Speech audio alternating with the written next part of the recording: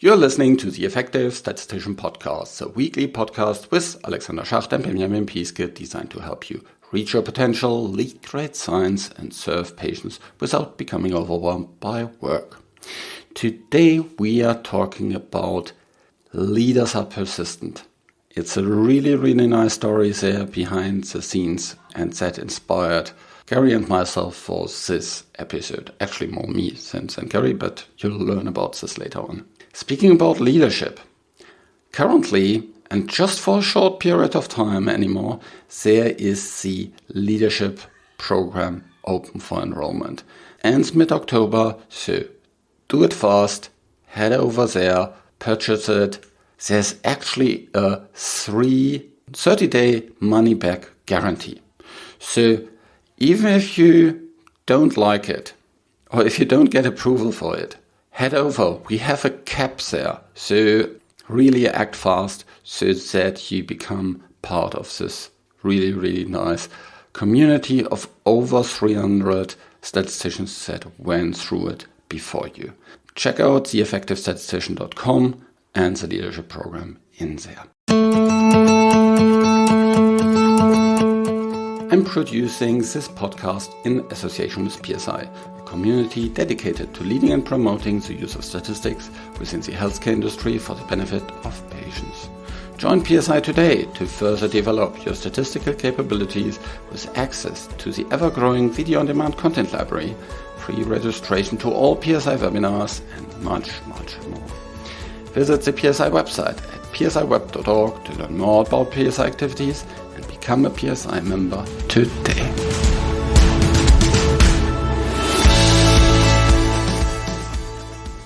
Welcome to another episode. Today I'm talking again with Gary about leadership. And this is the second episode where we dive deeper into characteristics of leaders. So Gary, what are we talking about today? Yeah, today we're going to talk about leaders being persistent and the importance of being persistent. And you had posted something on LinkedIn a week ago or so, shared a story about the importance of being persistent that, in an experience that you had that really had an impact on you. So why don't we start by having you share that story, and then we can get into discussing the importance of persistence for statisticians.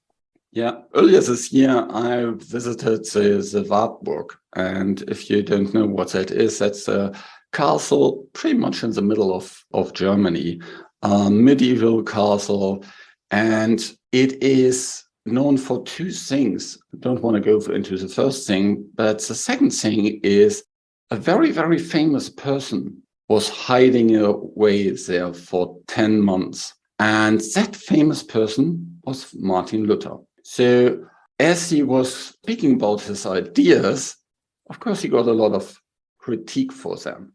And there were some that even wanted to kill him. And so there was this one aristocrat said, hey, you can have my castle and stay in there. And he stayed in there under the wrong name. And he used this time to translate the Bible. And when I visited this castle, this little room where I was sitting and working, translating the Bible from Latin into plain German, the German that was spoken at the time, he was sitting there. And this is still there. You can still see the desk and the chair. Yeah. And I was thinking like, wow. I find that just reading this book takes a lot of effort, yet alone translating it. And so it's a huge effort to kind of, stay in this room for 10 months translating the Bible and thinking also kind of making it in such a way that it's really understandable. And this little, well, not little thing, but kind of this 10 months effort really changed the world, at least the Christian world. It turned it upside down because thereafter, because also book printing was just invented, this book today we would say went viral. Yeah. So it was sold and read all across Germany and thereafter also translated in other languages. And I think that shows that persistence, keeping up on it, not giving up, is really a key trait of leaders. There's this funny story that the myth says that at one point the devil was entering this small office and was trying to kind of distract him from translating the Bible. And he was throwing his inkpot at him, and then the inkpot, hits the wall, and there was this big kind of, ink all over the wall. And people would search for this ink for decades, for centuries, yeah. But for me, it shows that even if there's major distractions, even if there's major barriers, like this person was on a manhunt, yeah, and he was still persistent. He was still going forward with it. He was kind of just believing he needs to further go over all these barriers. And that's what really inspired me to become more persistent in my challenges, because they're surely not as big as what Martin Luther faced. Yeah, there's a lot of, I think, great learnings in that story. And one thing I guess I will say is we're not advocating that you lock yourself away for 10 months because you're in a much different situation. But I think that the lessons there are really good from a standpoint of persistence. And like you said, that there are going to be, just as you told the story about the devil and the distraction, that once you have an idea, or when you're trying to move forward an initiative or a policy or just a project, that there needs to be focus, and you need to be persistent. And there are going to be barriers, there are going to be distractions, there are going to be setbacks. And if you think about this from a standpoint of, for example, a technical statistician, that let's suppose that we can talk through a couple examples, but let's suppose you have an idea, and there's a couple places you need to persist. One is the first thing is to sell people on that idea. Okay, so you'll need to make a proposal and convince people that it's something worth pursuing. But then even if you do that, and that may require persistence. I remember just trying to get, at the time, this was back years ago when I was a technical statistician, I was trying to get our quality director to attend some variability training that was, it talked about the importance of variability as well as some of Deming's philosophies. And I remember meeting with him. It took 3 meetings with him. And I finally convinced him, and he said, okay, I'll go. Okay. And when he came back from the first day, he had only committed to going to the first half day of this 3-day training. And then he said, after he went to the first half day, he called his administrative assistant and he said, clear my calendar for the next 2 days, I'm staying. Okay. So again, it's just that type of a persistence, just to convince someone to do something. It may take several efforts, but even after you do that, and then comes all right, now you need to argue for resources. So if you convince them of your idea, then a lot of times it may be, your time or other people's time or money. Okay. And then that's another challenge. And even if you get that bought into, then you have to come up with a plan, a strategy of execution, of implementation. And that's going to have challenges. So again, you need to keep persisting through these things. And then you need to see it through. You need to put it in place and communicate it. All right. And there could be challenges there. So again, this theme of persistence, it's present in so many things that we do. And again, it's sort of keep moving forward in the face of distractions, in the face of setbacks. So I don't know if there's any other examples you have, Alexander. I just wanted to talk about the distractions. We can get very, very easily distracted by all the kind of day-to-day activities. Yeah. And by yet another email and yet another meeting and the social media posts that came up and all kind of different things. Have this focus on your goal. The other thing is become clear about why you want to achieve it. That helps you to stay persistent. If it's not meaningful for you, why should you achieve it? Yeah, why should you battle all these barriers?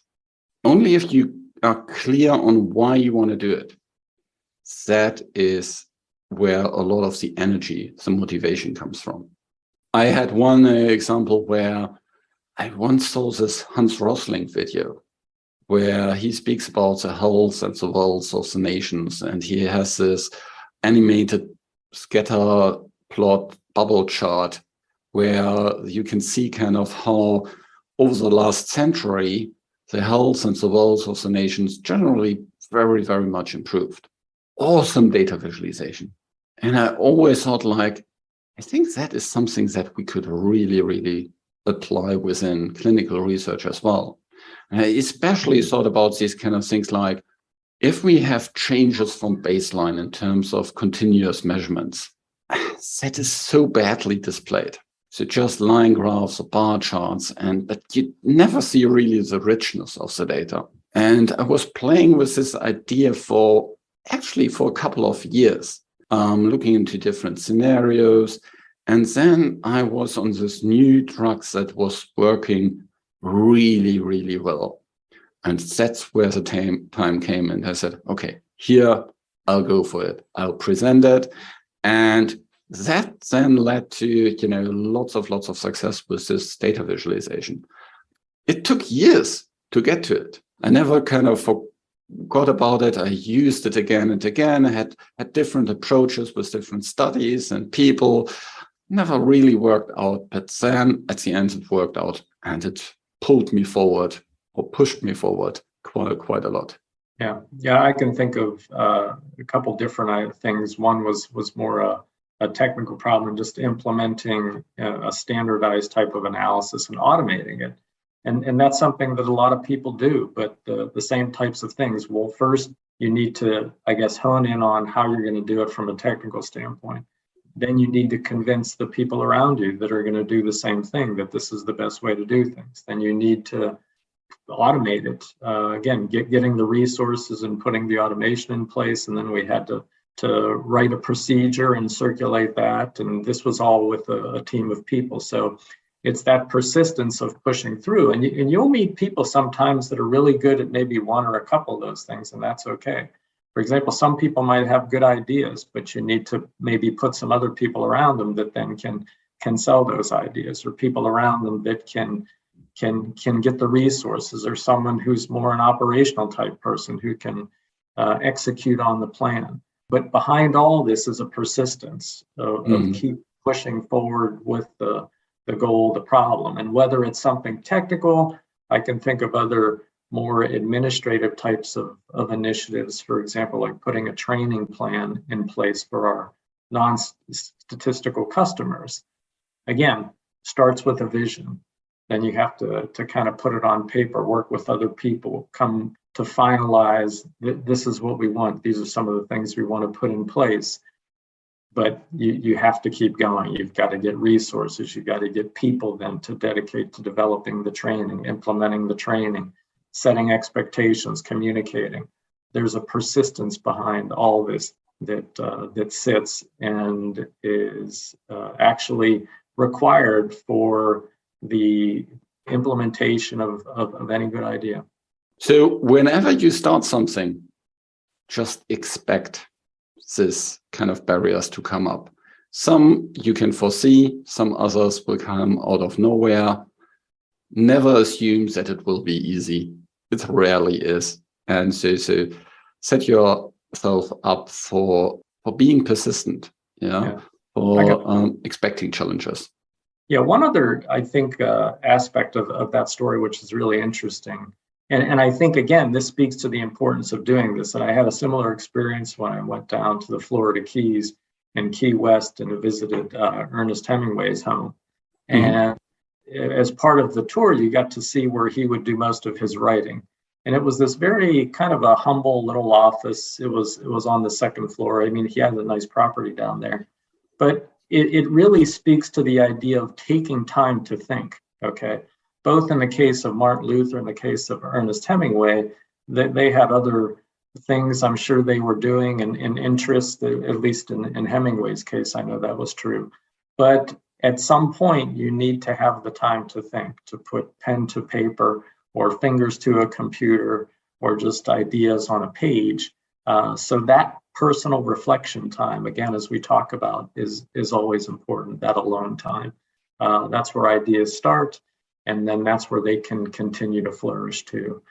So making sure that you spend the time to think, to put a plan in place, and maybe keep coming back to that as well. Yeah, having a plan, sticking to it, adjusting to it, going back to it again and again is absolutely necessary to be persistent. Thanks so much, Gary. That was awesome. And so if you want to learn more about leadership, check out everything about leadership on the Effective Statistician homepage. And we also have a really nice program that helps you to become a better leader, and that you can check out on the homepage. Thanks so much. All right. If you're listening this before mid-October 2022, really act fast. Go to theeffectivestatistician.com and check out the leadership program. There's not a lot of time left. This show was created in association with PSI. Thanks to Rain and her team at VVS who help with the show in the background. And thank you for listening. Reach your potential, lead great science, and serve patients. Just be an effective statistician.